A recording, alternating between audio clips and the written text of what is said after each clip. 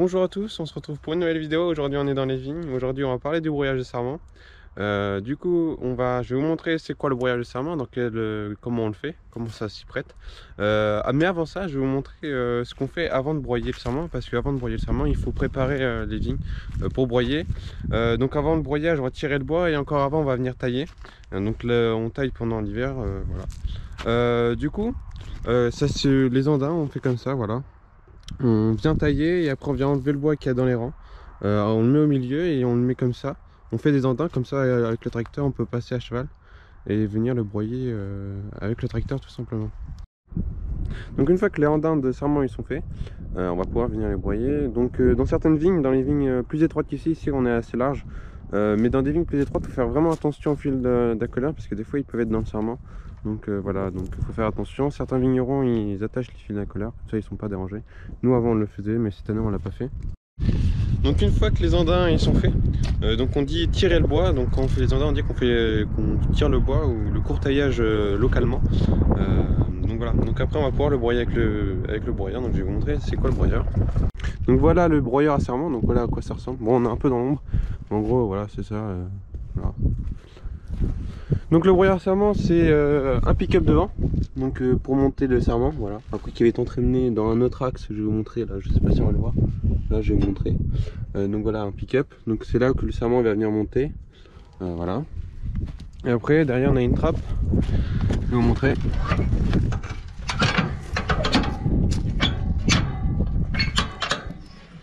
Et après le sarment il monte là. Et après il est venu ici sur cet axe qui tourne super vite et qui va venir déchiqueter, broyer le sarment. Et après le sarment il va venir tomber sur ses grilles. Et si des fois le sarment est trop gros, bah, il rebondit puis il se refait broyer encore une nouvelle fois. Voilà pourquoi il y a des grilles. Donc on a aussi des roues derrière, donc deux roues comme ça, voilà. Donc en fait les roues vont venir, en fait on va venir poser le broyeur. Et en fait le poids un peu du broyeur il va s'appuyer sur les roues derrière.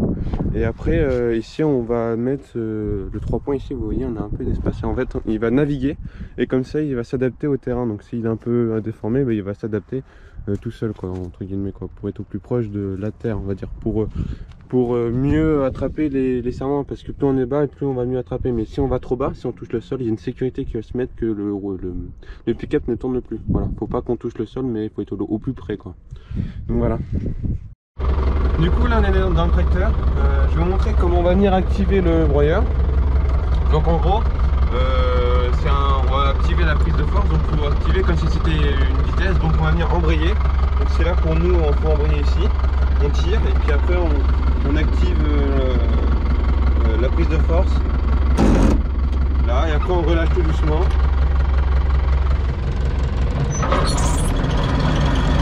Voilà. Donc une fois qu'on a activé le broyeur, il faut qu'on mette le moteur à 2000 tours minute pour que derrière la prise de force elle tourne à 540, parce que le broyeur faut qu'il tourne à 540 tours minute pour qu'il travaille dans les meilleures conditions. Donc ici je vais mettre à 2000 tours minute.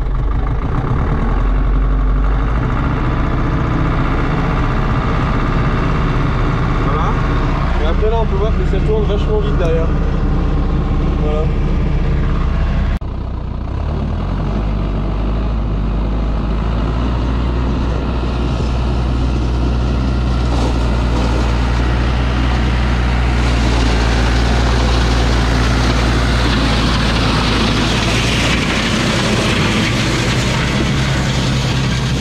Donc là j'ai arrêté dans les vignes pour vous montrer.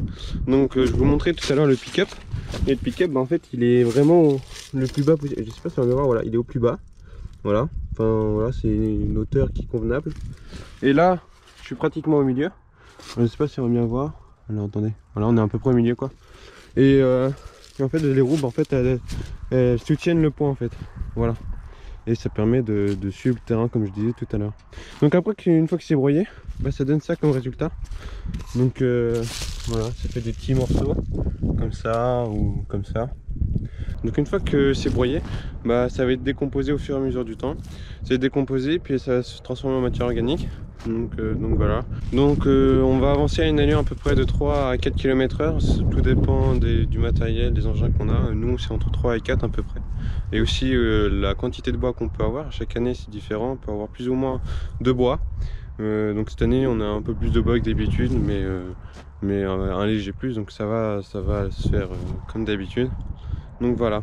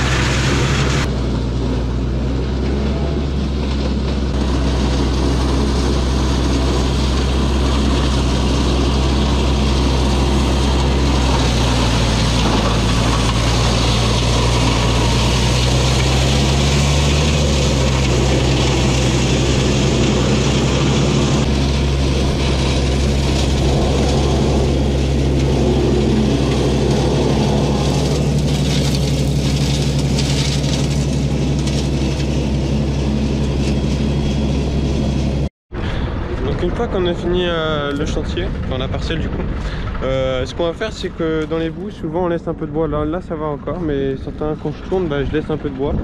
Du coup à la fin on vient prendre le bois et puis on remet dans le dernier rang à faire. Comme ça voilà, ça fait les bouts propres et puis on laisse pas de bois, on ne gêne pas. Si par exemple il y a des véhicules qui veulent venir ici, il n'y a pas ça les gêne pas quoi. Donc le bois après on le met dans le rang.